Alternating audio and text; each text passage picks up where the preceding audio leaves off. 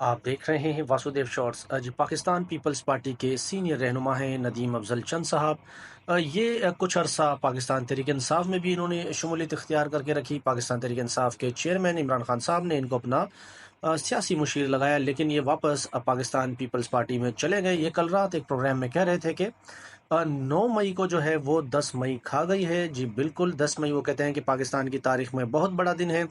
جس طرح پاکستان نے بھارت کے خلاف فتح حاصل کی ہے، تو انہوں نے کہا کہ اب تلخیاں بھلائیں اور حکومت کو بھی چاہیے سب کچھ معاف کریں اور آگے بڑھیں۔ انہوں نے مزید اسٹیبلشمنٹ کے حوالے سے بھی کہا کہ جس طرح سے اس جنگی ماحول میں قوم نے اسٹیبلشمنٹ کا ساتھ دیا، قوم جس طرح سیسا پلائی دیوار بنی کھڑی رہی، تو اسٹیبلشمنٹ کو بھی چاہیے کہ کسی سیاسی جماعت کے ساتھ کھڑے ہونے کی بجائے قوم کا ساتھ دے اور قوم کے ساتھ کھڑے ہوں، کیونکہ یہ بڑا زبردست وہ کہتے ہیں موقع ہے۔ باقی انہوں نے کہا کہ پاکستان پیپلز پارٹی شروع سے چاہتی ہے کہ ملک میں جمہوریت ہو۔